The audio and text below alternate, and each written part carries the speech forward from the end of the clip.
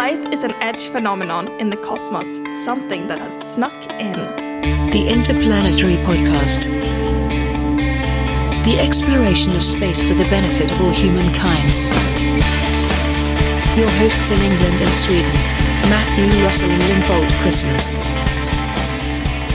Do-da-do-da-do-da-do-da. Oh, yeah, baby.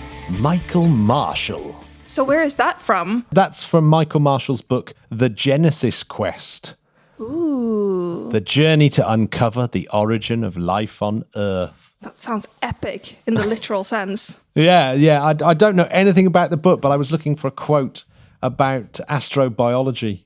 Astrobiology. I mean, this is a great quote because I think it's true. Biology and life in general, it kind of sneaks in, doesn't it? Yeah. It's not really... I mean, this is now a spiritual question very quickly, but I don't think life is very intentional. No. Do you know what? I love this subject so much. I think in this interview that's coming up with an astrobiologist, no less, I kind of lose the plot a little bit. I get... You'll see. Gobsmacked. Over emotional about the whole thing. But I'll stand by it. I think this is one of the most important topics there is. What could be more important than our place in the universe? That's what we want. That's what we want to know, right? That's why we're doing anything, right? I mean, it's such a dizzying concept, but I mean, if you keep asking why and you keep asking why, you kind of get to this shrug, but to actually find out where we come from, isn't that the most fundamental question of all? Yeah, exactly. So I don't mind spending money trying to find that out. And I guess James Webb's about that. But who's our guest? Linn? So our guest is Jessica Abbott, who is from the University of Lund here in Sweden. She's really, really great. So she works primarily in biology, but has taken an interest in sort of astrobiology. So I know her from that route because, I mean, I'm kind of on the planet side of astrobiology, and she's on the biology side of astrobiology. So I'm astro, she's biology. And this is something that we're going to talk about in this interview, but really... You need people from both sides, because if you want to talk about, okay, could life exist on this planet, let's say, you first need to figure out, well, how does life arise? And then you need to figure out, well, what is this planet like, right?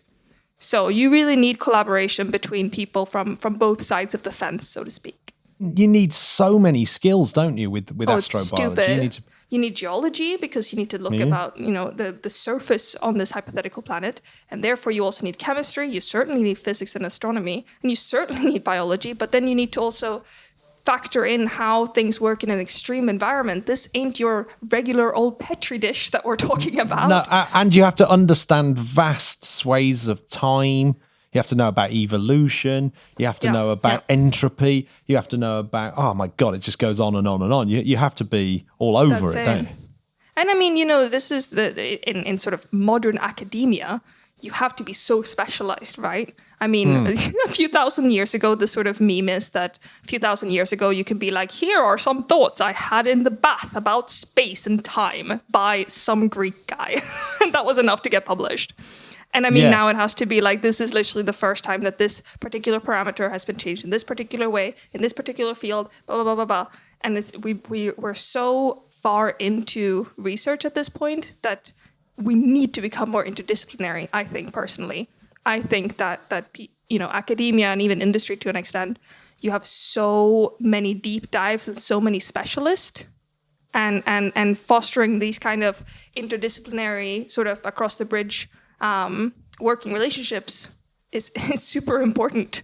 I guess a lot of this work gets done by the coffee machine. That's a very clever coffee machine doing all this work. Not by the coffee machine. But besides the coffee machine, yes. Yeah, but as in, people meeting up. Absolutely. Having little chats, which I guess is how you met Jessica, isn't it? That's it. Yeah, she's been working with the Swedish Collegium of Advanced Study, which is a part, I think it's just here in Uppsala. It's very much an interdisciplinary collegium. Mm-hmm. And they do sort of astrobiology, and I think the catch-all title is life on other planets or something like this. So it's kind of like we mentioned, both from the astronomy side and the biology side. So she's been involved with that from the biology side. So it's very, very exciting. I really love interdisciplinary sort of clicks. Well, I mean, you talked about specialization. Really, Jessica's specialization is in the genetics of sex differences, isn't it? Yes, evolutionary biology, I believe. And so I think this astrobiological bent is because she's working on a book with another colleague. Is that right? Yes, that's right. Jessica is working on a book that will come out in the near future. She'll mention it in Swedish about this kind of topic. So I'm definitely going to be the first person to buy it. Oh well, yeah, and you're going to do an audio book for me. Oh into yeah, English. exactly. Yeah, thank you. Exactly. Thank you. Translating on the fly, and it will be a lot of like, oh, this word, it kind of means different, but not really. It's kind of and then it will be a very, very confusing audiobook. Try not to do that. We'll get Jessica back on. Jessica's actually Canadian, isn't she originally? Yes, she is. Yeah. And she speaks fluent Swedish. She won't brag about it, but geniuses are going to be like that. It's making me a little bit jealous. Before we go on, I must thank the top-level patrons before we go any further. And they are the two Justins, as usual. Justin Roberts from the United Kingdom. Justin Young from Australia, Tasmania no less. Drew Wright from Texas. And Sigmund Eid from Norway. Oh, hello. So, yes, and I'll thank the rest of the patron gang at the end. Before we go to the interview, I just saw this story and I thought it was so exciting that King Tut, as in Tutankhamun, his dagger has turned out. I didn't realise this, but they've known this for a while. But the dagger that was found in the tomb is made from a meteorite. What? I know. So No I didn't know way. that. Now, I did know that Eskimos, or Inuits, as I suppose should be called, their cutlery comes from one meteorite. Really? Yeah, so that they, obviously they didn't have any kind of way of making metal ore. Whale blubber doesn't make great hard tools. So they all were just using this one block of iron. Oh, I love that. Meteorite, but Tutankhamun's dagger as well, and it's really obviously a meteorite as well because it has this thing called the Windmanstatten pattern. Oh yes, of course. Named after the Austrian mineralogist. And so, yes, they know that it's probably of a certain type of asteroid. Meteorite, sorry. Well, yeah, it's a certain type of iron meteorite. Meteorite, yeah. From an Asteroids asteroid. are the bigger ones. Meteor, and then, oh my God, let's see if I remember this. If someone can correct me, you get a shout out next episode.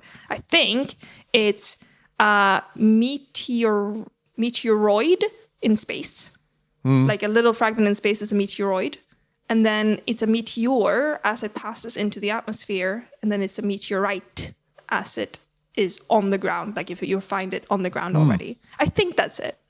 Yeah, so this is octahedrite, which is from the largest group of iron meteorites, yes. Yeah. But it's not likely to have been made in Egypt because I mean one of the reasons why they know this is probably a meteorite anyway was the fact that this is thousands of years before they would have been using they would have had the technology to forge their own iron. So it must have, they're literally doing very sort of warm, right? Or, of course. The way that they're doing, it's like a naturally occurring iron, I guess. Yeah, the way that they're forging it must be done at a low temperature, or else it would lose this incredible pattern that's actually in the blade itself. Yeah, and it's got these what look like rust spots, but they're not rust spots. They're actually kind of the patterns of. Just cool patterns. Just cool patterns. And you actually find these in Japanese swords as well. So this So the iron, it's actually, you find them in samurai swords and stuff like that, where it's like a sort of highly prized thing to have. So King Tut was just a big weeb. He just loved that cool. Yes. So this actually, it may have been given to his family way, way, way back in the day. It doesn't even need to, it could have been a much older family heirloom that gets passed down because it's so special. Because obviously there can't be many of these things knocking about, right? True. Yeah, that knife is definitely cursed. That is so cursed. I mean, what poor archaeologist pried this from his mummified hands? I mean, peace be upon you. That definitely sounds like a direct ticket to hexes. Sun god Ra maybe made that. I don't know. And so yeah, I just thought that was just worth mentioning that King Tutankhamun's dagger comes from outer space. Amazing. And I think they even used to call these metal objects stars as well, the Egyptians. So Yeah? they may have actually have known where they were from. Yeah, That they were I mean, that they had come sort of from outer space. That, you know, when that'd be, people I mean, pick them up yeah. off the floor after seeing them come in. That's true. That's true. Yeah, I can definitely picture that. I mean, it's not even today. It's not unheard of. I mean, if you type in like meteor or something into the news, like it's not exactly a super rare occurrence to say like someone caught this meteor on camera or whatever. And I mean, think about how big the Earth is. I mean, they come in pretty regularly, and it's not that rare realistically to see one. And I think one of the reasons why the Eskimos had them, the Inuits had them, was because you can see them quite clearly on the snow.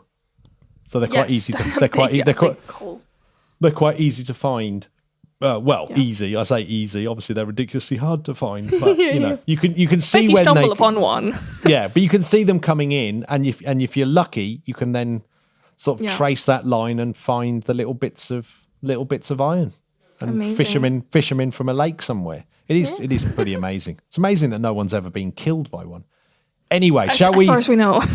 As far as we know, shall we go to our interview instead of messing around with trying to get some curse from Tutankhamun himself? Okay, close this. Do your whatever ritual, like throw water over your left shoulder or whatever.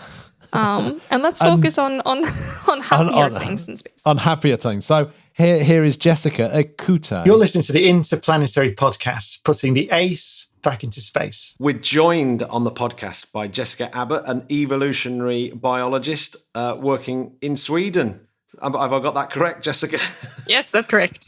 And of course, I'm joined by my co-host, Linn. Hi, Linn. Hello. Right. So first of all, we got you on, Jessica, to talk about exobiology or astrobiology. Astrobiology. As well. Yeah, that's right. First of all, give us a rundown on what that actually entails. Yeah, so I mean, this isn't something that I really do as part of my regular research, which is about the evolution of sex differences in sex chromosomes. It's more of a side project or sort of interest that I have on the side that I've been pursuing for several years, thinking about what types of life might be likely to occur on other planets, thinking about definitions of life as well. And the two are kind of linked. So I was part of an interdisciplinary project here in Lund a few years ago, which was about definitions of life. And that had grown out of a previous astrobiology project where the members of the group were sort of, they always came back to this question, you know, if we want to look for different types of life forms outside of our own planet, then how do we know what to look for? Like, would we even recognize it if it's something totally different?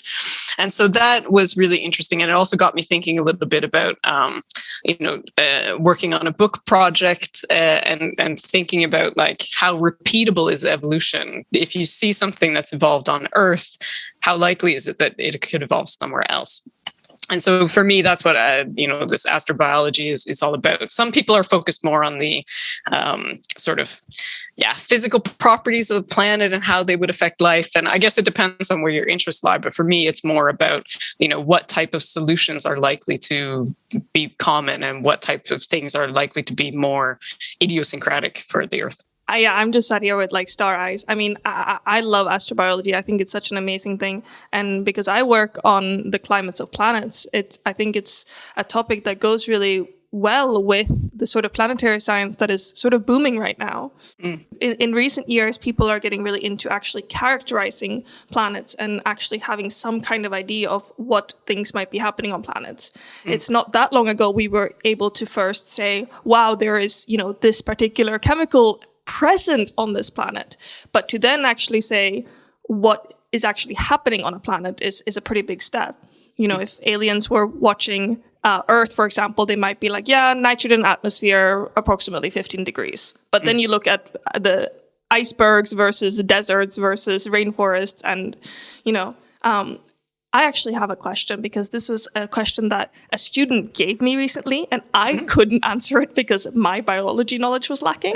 Okay, well, we'll see if I can do it. Well, I mean, it's pretty abstract, but, people often, when you talk about, we're looking for life and stuff like this, people sort of push their glasses up their noses and then they say, well, what about life that we don't know what to look for? We have the Goldilocks zone, and so we're looking for liquid water.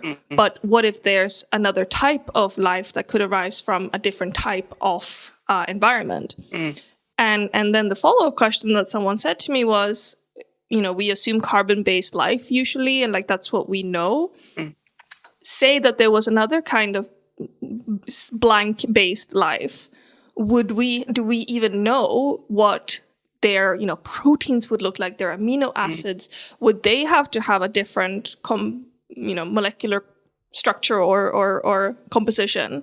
I'm really showing here how I did not do biology beyond GCC, but the different things that make up the things in the biology. Yeah, exactly. Like, would they be completely different as well? Yeah, so this is something that's getting into the realm of chemistry more than biology almost, because the reason why people are so, interested in water and carbon is just because it seems like those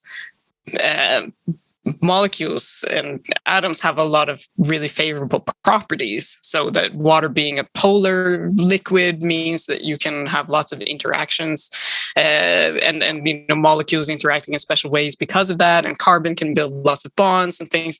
And so, I mean, I wouldn't say that it's impossible that you could have life with a completely different chemistry. I do think it would be difficult for us to recognize it. But it certainly seems like, at least for life on the type of time scales that we live on, that those two in combination are pretty good. Because you could imagine that, if you think silicon-based life, well, you can't really have anything much happening in terms of reactions, if things are solids rather than liquids. So then it would have to be super high temperatures. You could also imagine that you might have other types of solvents, but then, maybe like reactions go really slow, and so then maybe it would take a long time for something to evolve, and maybe it would all be happening so slowly that we can't really see it. If you've ever seen one of these speeded up films of a plant growing, and you can see how fast they move, so I could imagine that there could be some types of life that would be more or less inaccessible to us, just because they might be on a time scale that would be too fast or too slow for us to even really recognize it as being a living organism. That's true. And I mean, if you need a hot planet, we've got plenty of those. True. we have a lot of planets, these hot Jupiters usually. I think that's really the astrochemist is what astrophysicist and astrobiologist needs to bridge that gap, to bridge the understanding, I think, probably.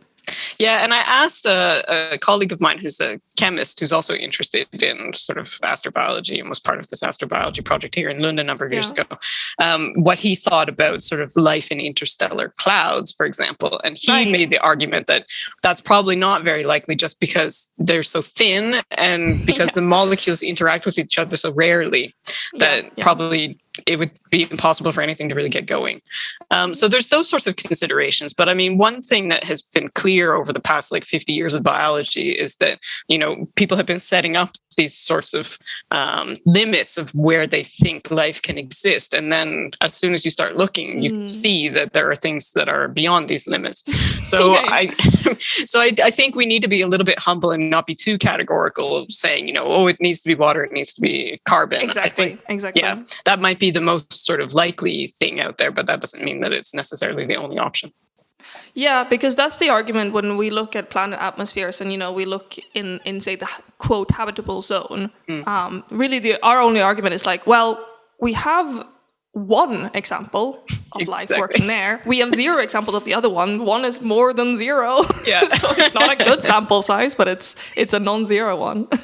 Yeah, it's true. And that's basically sort of the problem all the time when it talks about, whenever you're going to talk about astrobiology questions, is that we just have a sample size of 1. So how can you say anything? In that sense, I do think that looking at sort of, parallel evolution on Earth of similar sorts of solutions to things can be useful, because then you could say, okay, at least if you have this type of chemical system, then this type of solution has arisen multiple times independently of each other, which probably means that it's not that difficult to evolve.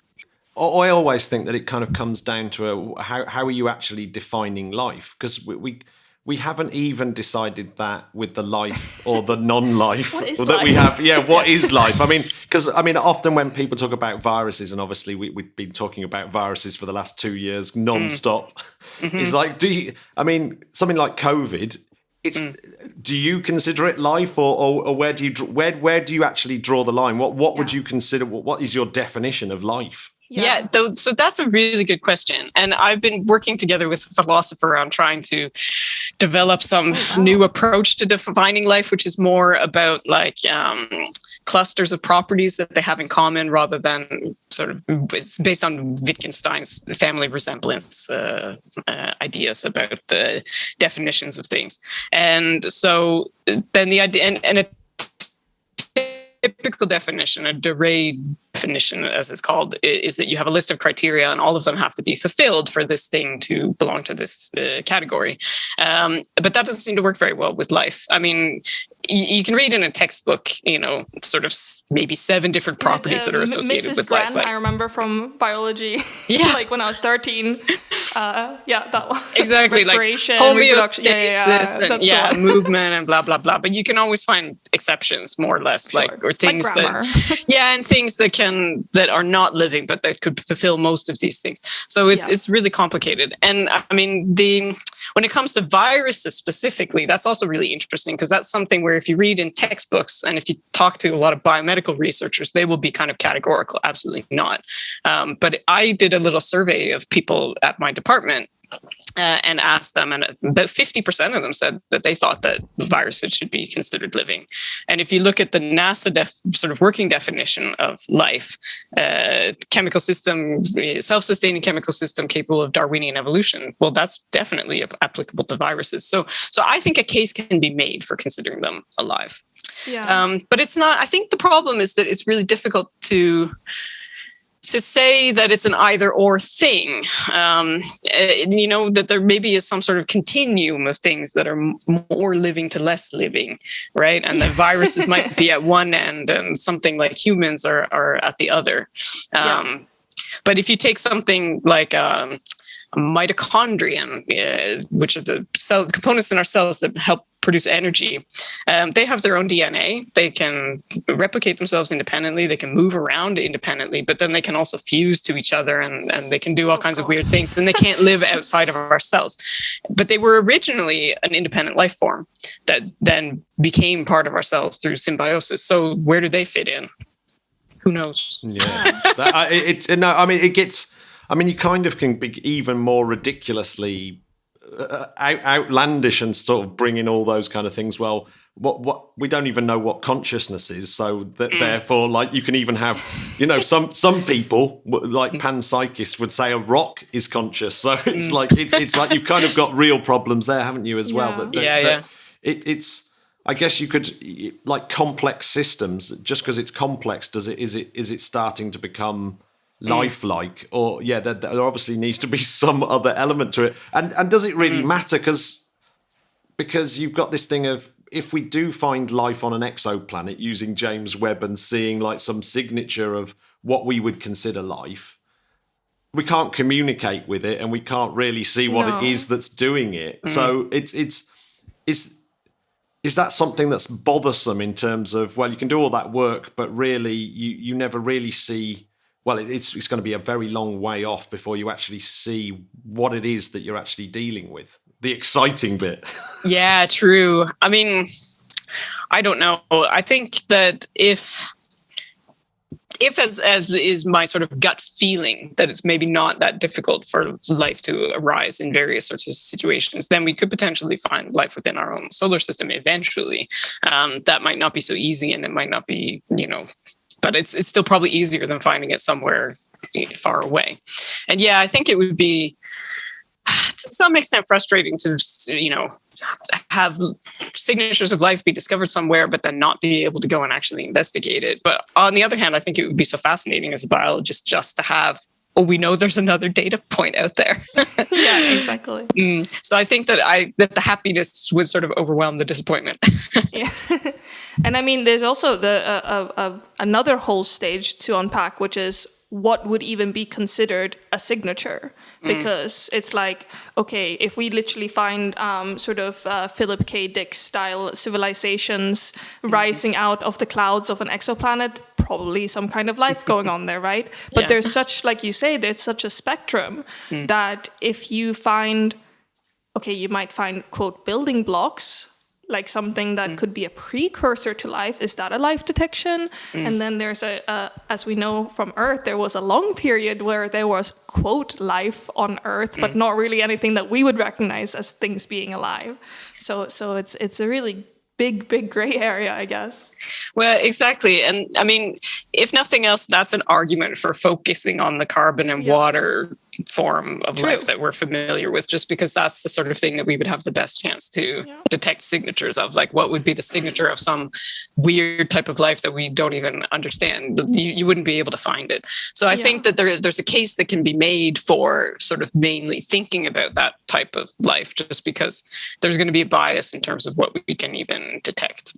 If there's likelihood of kind of biological life that's pretty, I guess, doesn't even need to be similar to ours, but is the idea of a sex important for evolution itself? Because it seems that that's kind of like a driver of evolution. But I don't know what the examples are on Earth of asexual reproduction, and whether that would be something that you would consider universal, or something that's we're just lucky enough to have on Earth, if you see what I mean.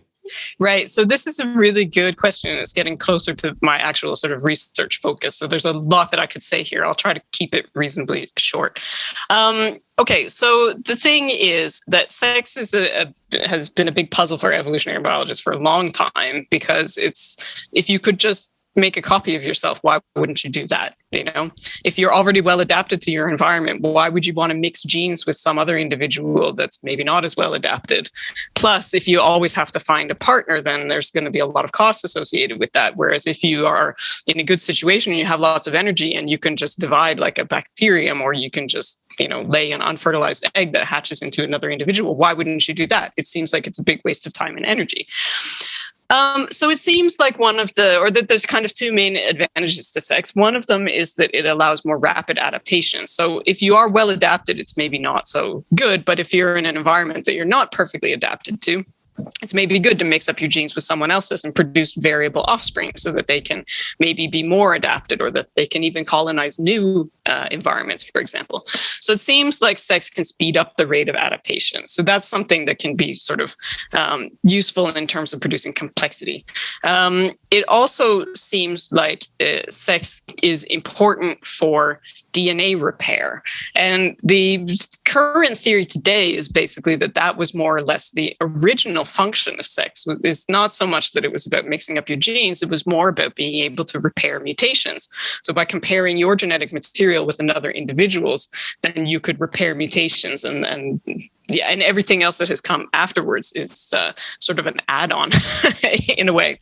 A bonus. So, yeah, exactly. So in that sense, I mean, I think that any type of organism would need some sort of mechanism for repairing its genetic material, whatever is containing the information that it's using to build its bodies.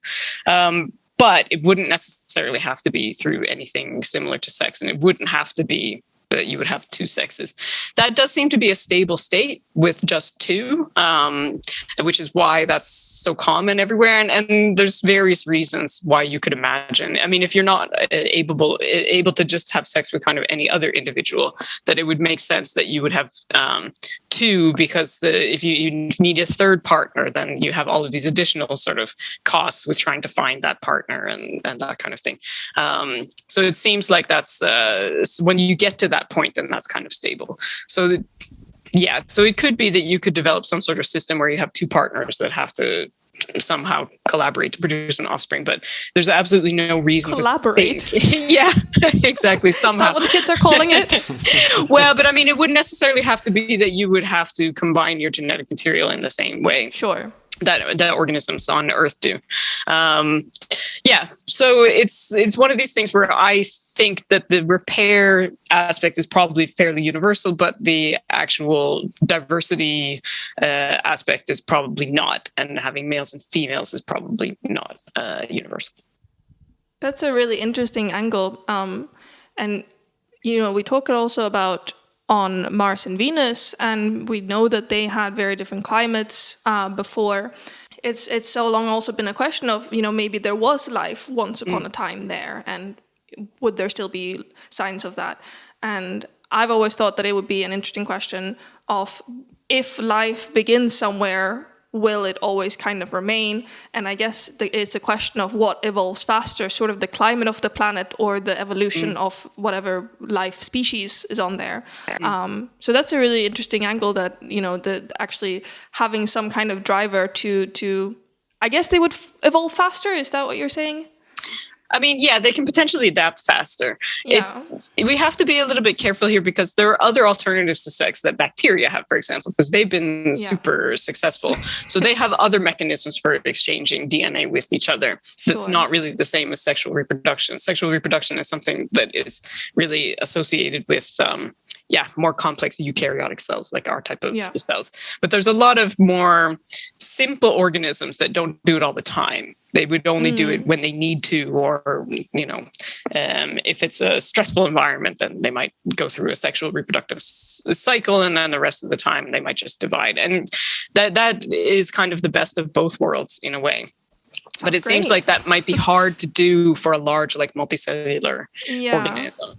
Yeah. So I think that, my guess is that most of the stuff that's out there is bacteria, just because, like you were mentioning previously, there's been this big, long stretch of time on Earth where there was nothing but simple microorganisms. And it took quite a while before we started producing more complex life. So those types of microorganisms, they can have really rapid adaptation because they have such short generation times, and if they have mechanisms for exchanging DNA with each other, then I think that they could keep up with sort of changes on a geological scale.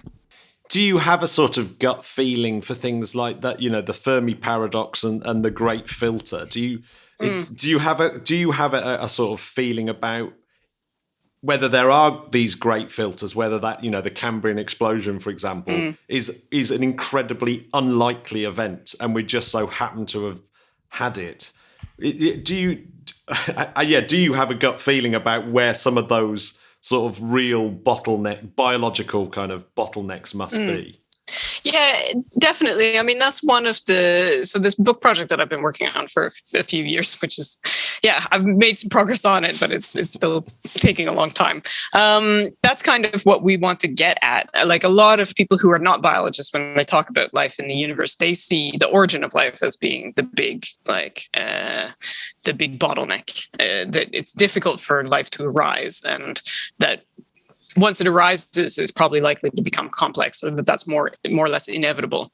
I think this is probably partially like a bit of a misunderstanding of evolutionary theory, because often people have this idea, survival of the fittest, and there's going to be, always competition, and then that means the complexity is always better. And so as soon as you have the process get started, then you will inevitably become complex. But that's not really the case if you look at organisms on Earth. Like, for one thing, as I say, you have these big, long stretches of time where there doesn't really seem to be much happening in terms of complexity, even though there, might have been more complex ecosystems being built up or whatever. But individual organisms didn't really seem to be becoming more complex. So I think it's more a matter of that any sort of change or increase in complexity will have costs that come with it, so that it's not always clear that this is the best thing to do. So intelligence is a really good example. We have, we're really smart, and we therefore think that it must be good. But having a big brain is really costly. And so you need to have some sort of situation where the benefits that you can get from increasing brain size more than outweigh the costs, for example, in terms of energy that you need to fuel this brain. And there's obviously a lot of organisms where that hasn't been adaptive, because not all organisms out there have big brains. The majority of them don't. Do you need to be smart? I guess not to survive. No. And there's plenty of examples as well of organisms that have been more complex and then become less complex, like various types of parasites that were free living and then they become less complex as they adapt to the internal environment of the host. Intelligent parasites. No. But I mean, there's always, and in that sense, evolutionary biology is really kind of economic science, that you're always having to think about these costs and benefits to supply and demand. Yeah, absolutely. Kind of, yeah. Well, yeah, I mean, the most extraordinary for that, I think, is consciousness, because it must come with a huge cost. Yet doesn't seem to have any actual benefit. Just gives us anxiety. Yeah, exactly. Yeah, so it's that's a really fascinating element of it, isn't it? You're tracing a cost benefit analysis. But clearly life hasn't done that, has it? It hasn't necessarily followed the path of cost benefit, because you have all those. You have things like intelligence. But what's the other drivers? What are the other potential drivers of it then? I mean, there's some influence of chance as well. I mean, you have to have the genetic variants that will appear to produce a new trait in order for that trait to even get started. So you could imagine that you have some sort of constraints in terms of maybe it would be really good to evolve this behavior at this particular time, but you don't end up getting the mutation that would give it to you, and then you go extinct. So there could be some avenues like that get closed off just by random chance.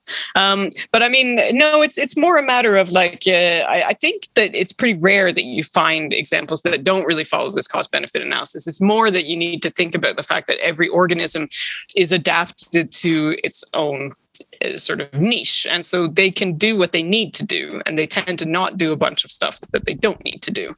So if you look at, say, a domestic animal, they tend to be less intelligent if you give them various types of intelligence tests than the wild version of the same one, probably because they don't need to solve problems in the same way because we take care of them. But they also tend to be better at social interactions, for example. So, and there's been examples of, people working on guppies and selecting on brain size. And then you can see that if you're selecting on brain size, then yes, they can grow bigger brains, but it comes at the cost of something else. And so then they had shorter guts in this particular study. And so if you have a shorter gut, then maybe you can't break down food as efficiently. So you would need to have some sort of situation where the gain in brain size would be enough that you'd be getting more extra food so that it wouldn't matter that you sort of lost some of your feeding efficiency or breaking down food efficiency, so to speak. Yeah. And I guess it's also, from what I remember from school, I mean, evolution is more lazy than, concerned with your quality of life. And it's also more like if there's no cost with, for example, we have our appendix still, which we don't really use, but there's not really been an initial, a reason to get rid of it. So it's kind of there. And it's more, it doesn't cost anything per se for us to have a little shriveled appendix. Yeah, fossil. Exactly. And so it's what we usually say is that the evolution can't look forward, right? So the organisms are just responding to whatever challenges that they have in their environment living in today. the moment. Yeah. And so even if this might lead to some sort of solution that's suboptimal in the future, then that doesn't matter because you don't know what's coming in the future, or it's a process that doesn't have any sort of way to look forward. And then this can, as you say, lead to sort of, things that are maybe not ideal from the perspective of the individual, or that could lead to kind of, bad solutions. I mean, there's lots of examples female of that. menstruation. I feel like that's a pretty big design flaw. Exactly. The size of the birth canal and our brains is another sort of weird. And humans have very stupid babies. They're oh god, yeah. like deer. They go running off after God knows how long, and we have not quite 18 years, maybe more like 25 until we're really, really mature.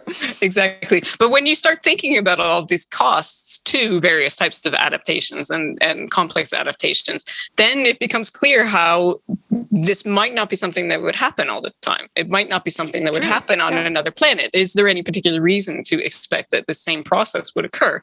If it depends a lot on sort of the available genetic variation, the specific, selective environment at the time, that kind of thing. And if you're going to have major changes, like say these, mitochondria in our cells that have come from a symbiosis with a bacterium, then that's something where this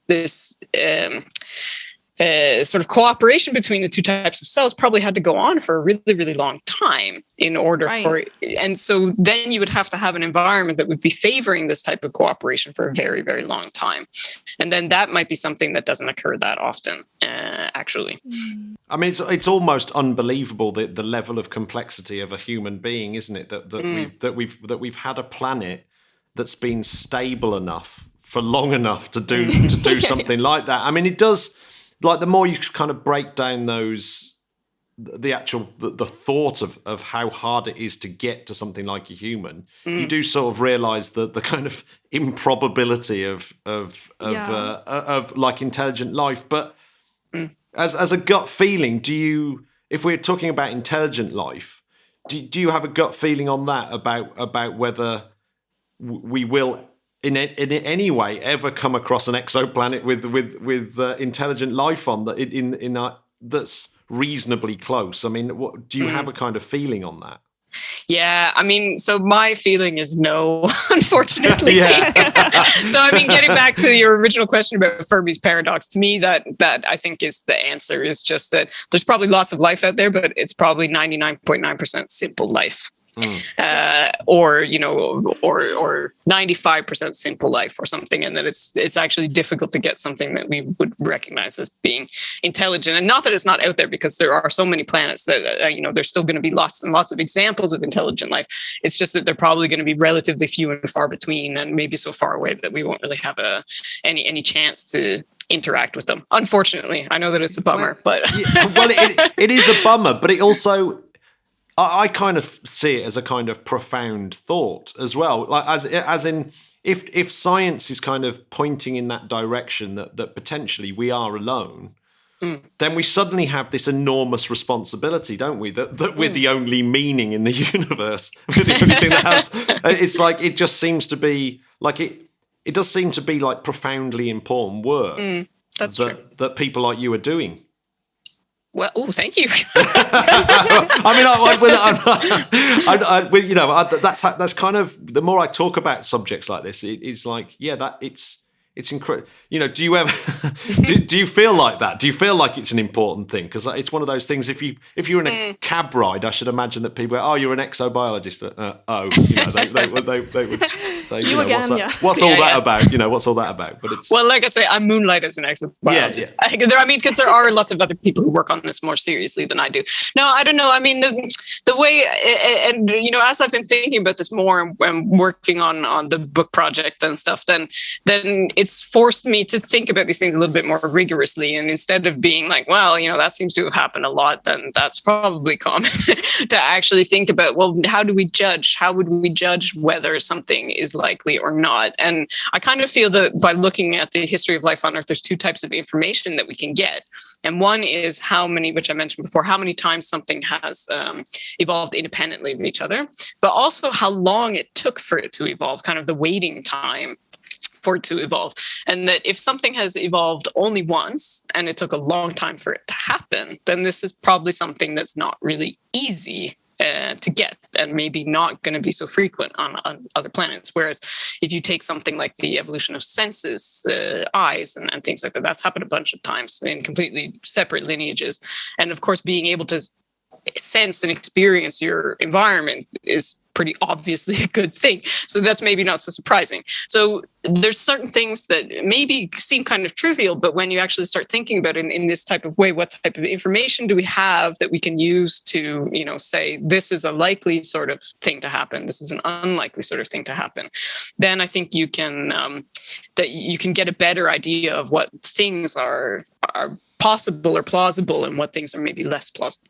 There was a paper I read quite recently about metals and proteins, the way that they bind to metals, and how that originally starts off when you've got these kind of very young planets. Do you think over the next few years people will start to be able to kind of look at the chemistry of a particular star system or a planet and actually sort of rule out life like we know it, because it won't really have the necessary ingredients for the right types of proteins to develop and eventually become DNA or some kind of self-replicating proteins?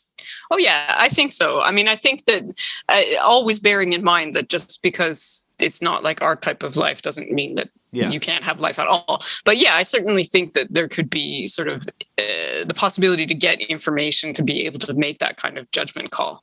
When you talk about sort of the use of metals and things in our organic molecules, I think that's also really an interesting thing to consider in terms of like, are there specific times when it might be more favorable for life to have arisen? Once life has arisen, then it seems like there's, with this sort of homeostasis, trying to keep a constant internal environment, that there seems to be a lot of advantage to continuing to have this sort of setup, even if the external environment has been changed, either through geologic processes or the existence of life itself, so that this is no longer the case.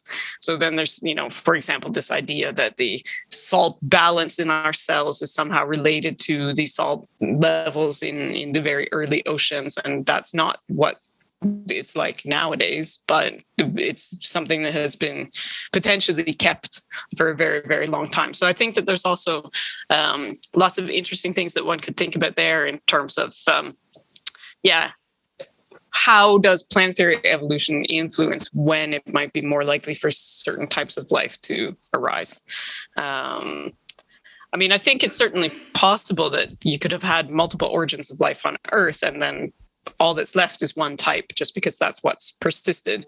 Doesn't necessarily mean that our type is the best type or the optimal type. It could be by chance, right? I mean, it could be that you had two different types of life that arose on different sides of the planet, and then one side got hit by a meteor, and and then that type of life was gone and it never came back. So it wouldn't always have to be that that the one that's left is the best one. But I certainly think that, that you could have multiple origins of life early in the evolution of a planet, but eventually probably one of them will take over and become dominant. So it's, so I think it's unlikely that you would see multiple like separate origins of life on a given planet, but that doesn't mean that it couldn't happen. Oh, that's fascinating. Yeah. I mean, this is now exactly the Venn diagram overlap between our fields, and I think with when you're asking, can life evolve on this planet, then it's kind of our two fields, the sort of what do you need for life and what is this planet like.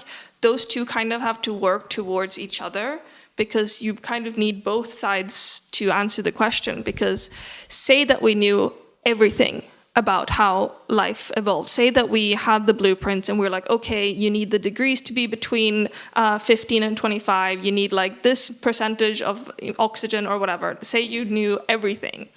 Then you would be stuck with, okay, well, how do we confirm that this planet actually has that environment? Because that's hard to do. And then if you flip it around and you say, okay, say we knew everything about this planet, say we know exactly what its weather conditions are, we can have a iPhone weather app for the next 7 days, we know that every part of this planet, then you would be stuck with asking, well, does that mean that life could arise here? Because both of those are such hard questions to answer.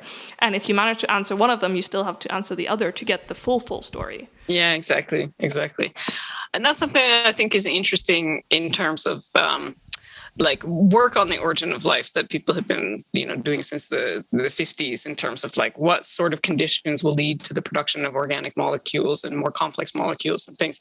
I think that it's, the kind of thing where people maybe feel like, oh, we're never going to know. And of course, we can't go back in time and observe the origin of life on Earth. But I mean, we can get some sort of plausible scenario by investigating all of these different types of combinations of, temperature and availability of components and things like that. And so I think that type of work, even if we can never say exactly how life started on Earth, is also going to be useful in terms of thinking about the broader Absolutely. universe. Like, if this seems like that could potentially be a path towards having life get started, then it's worth thinking about, okay, what planets might have those sorts of conditions.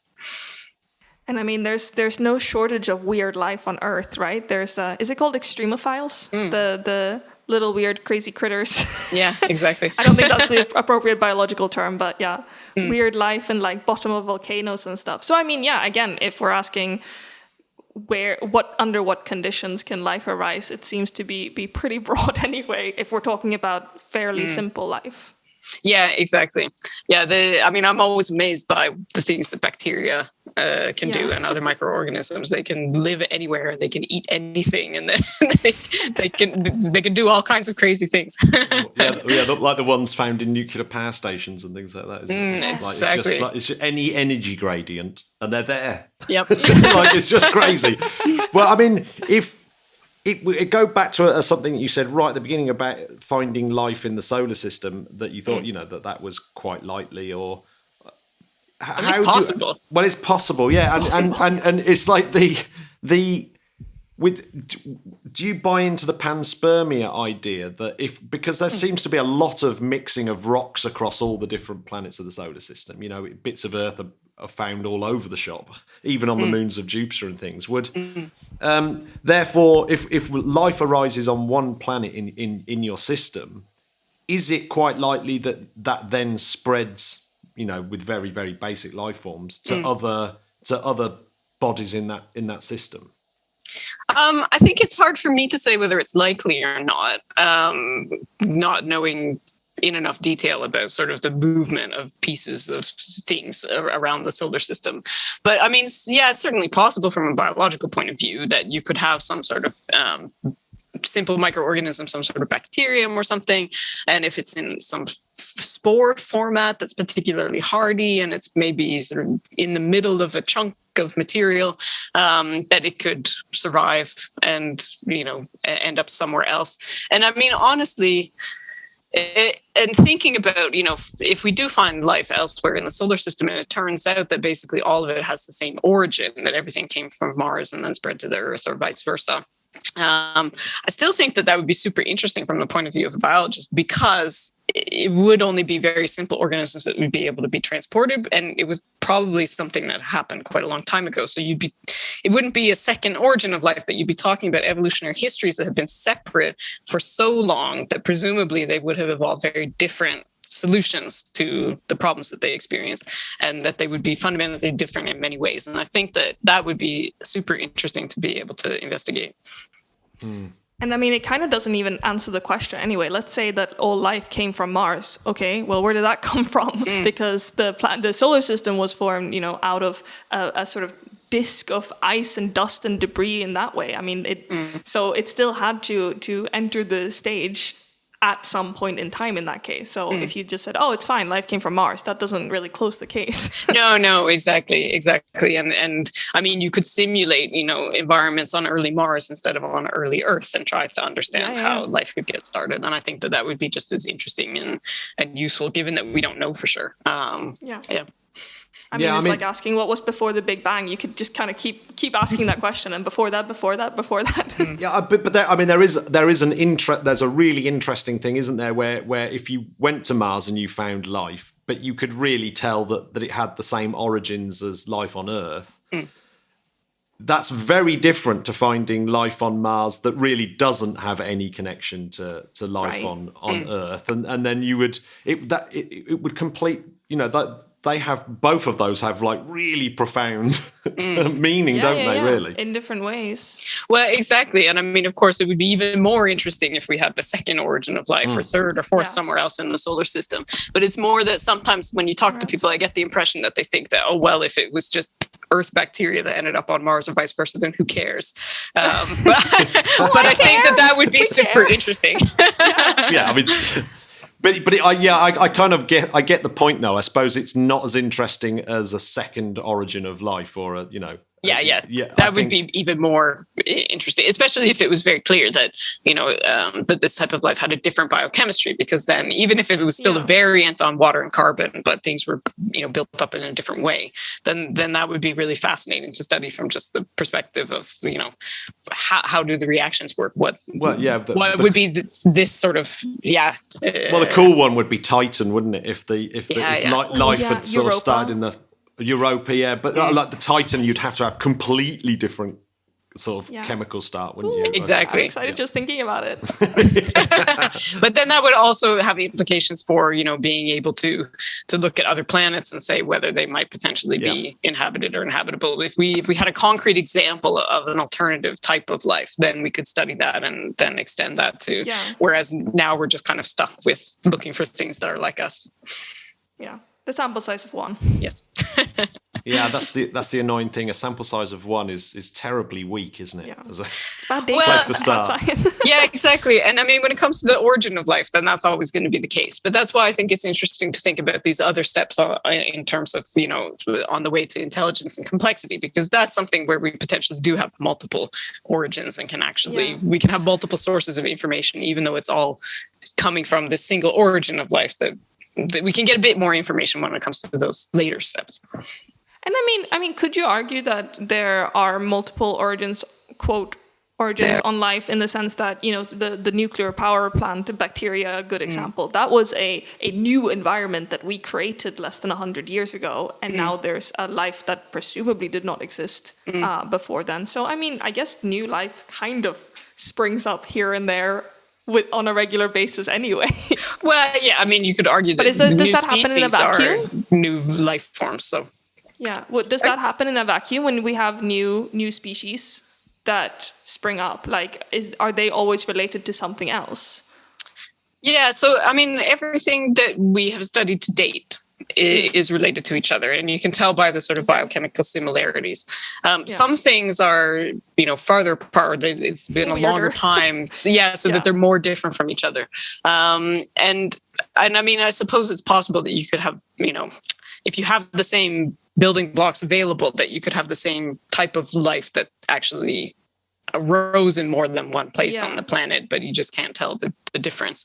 And it's also really complicated with these, with the first transition to a life form, because you are initially talking about some sort of chemical system that's dynamic, and then this has to somehow become individuals that are reproducing themselves. So I mean, you could also have multiple systems that then combined and ended up producing your initial individual or individuals.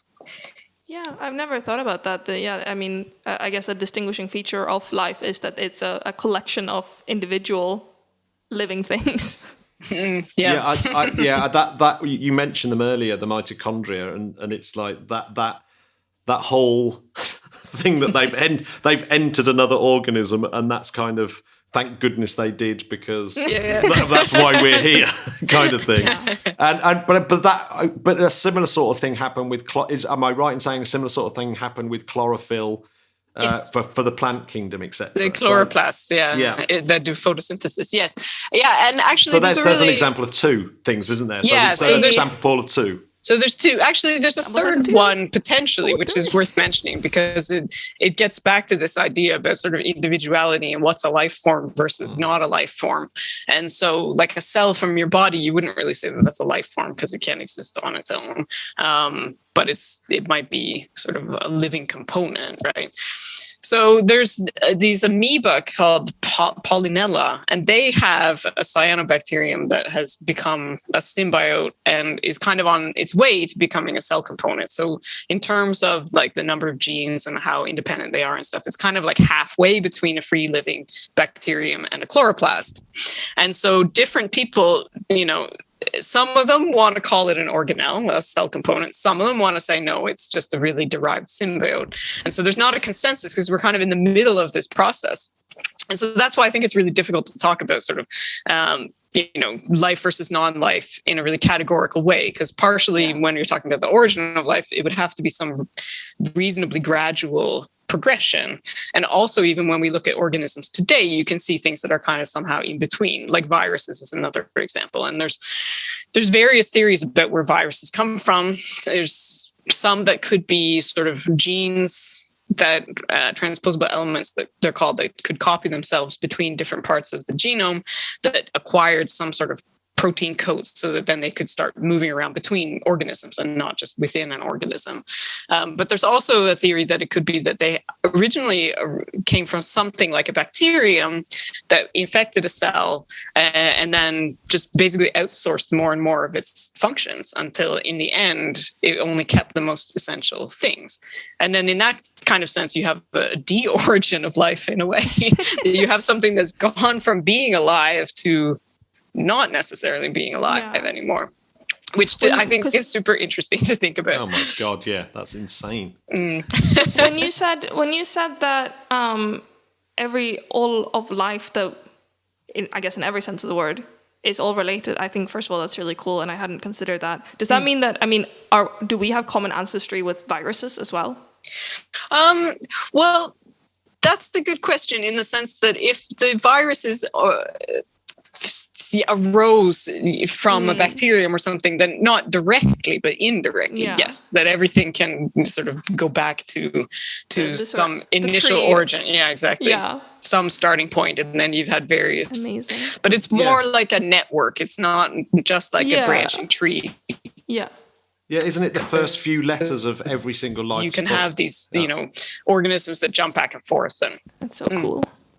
Yeah, so the genetic code is the same. There are some microorganisms that have some small differences there, which suggests that they split off from the rest of life so early on that they have gone a slightly different route. But basically all of the genetic information and all of the sort of types of molecules that we use are all the same.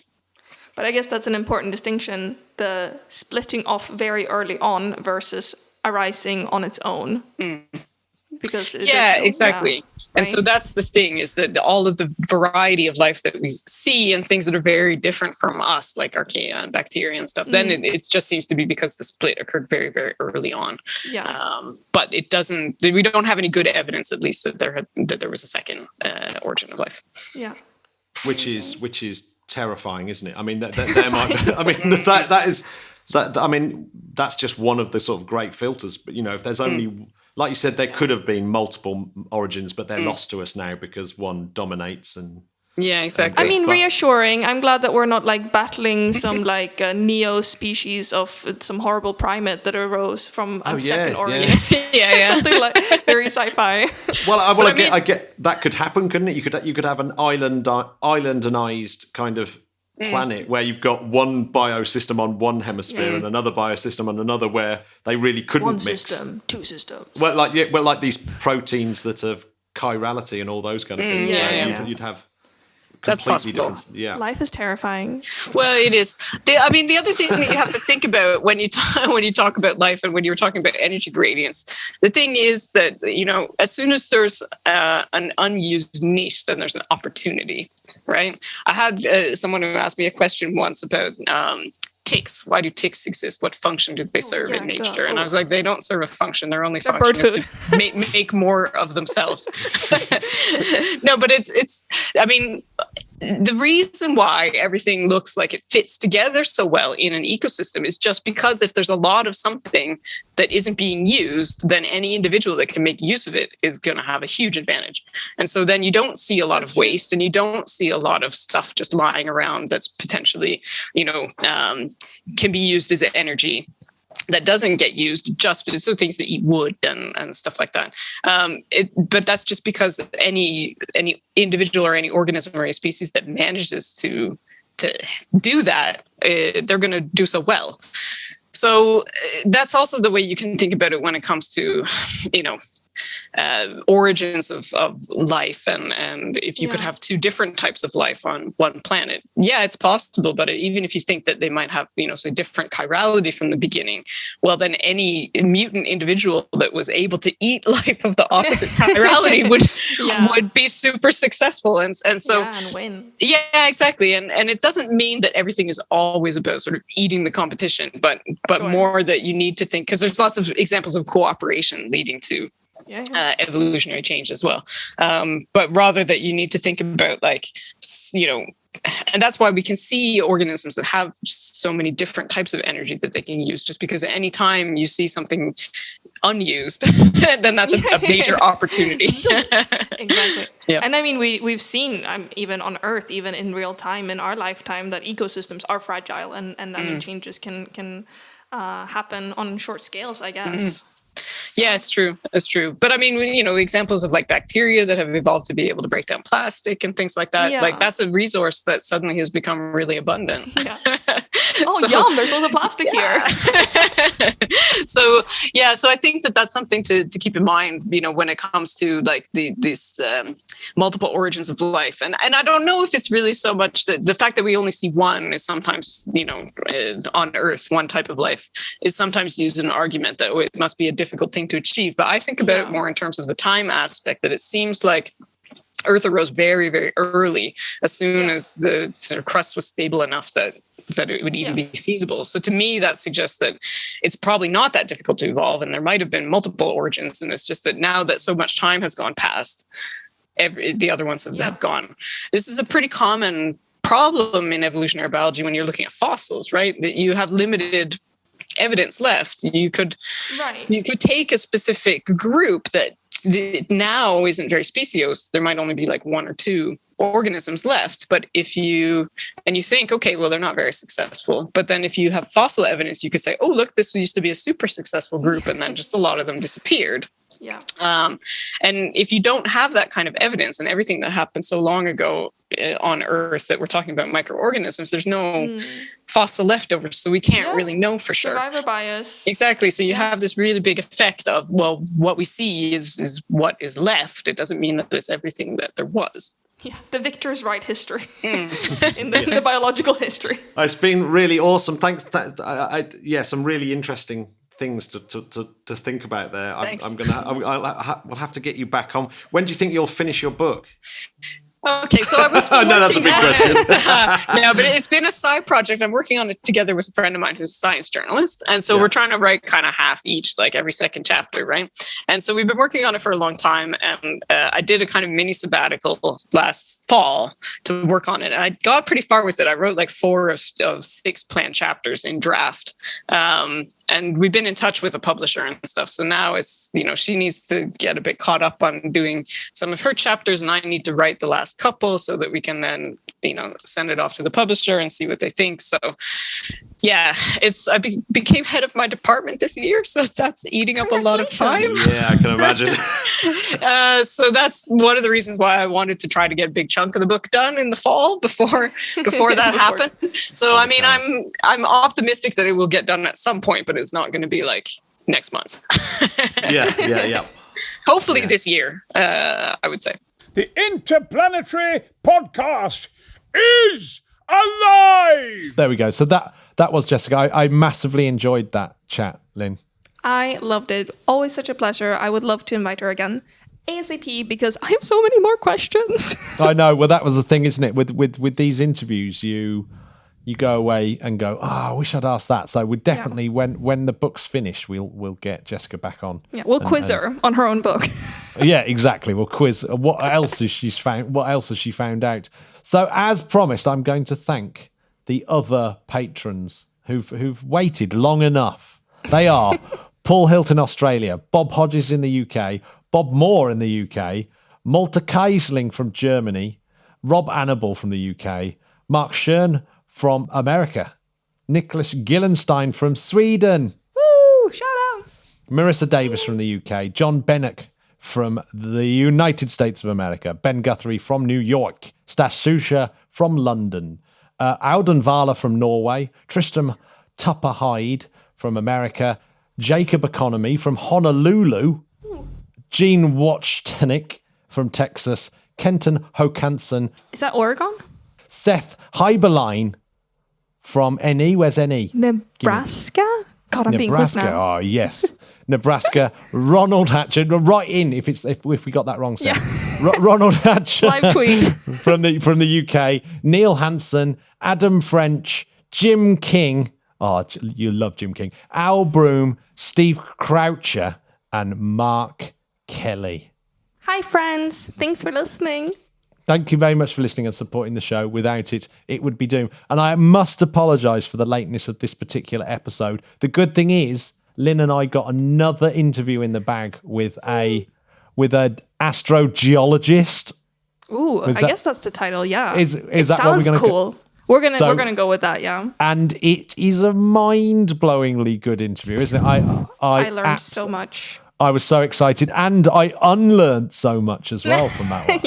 That one as well. There's it was a really bunch good. of things that Big Moon does not want you to know. Oh my God, there's so many things in there. So that's it.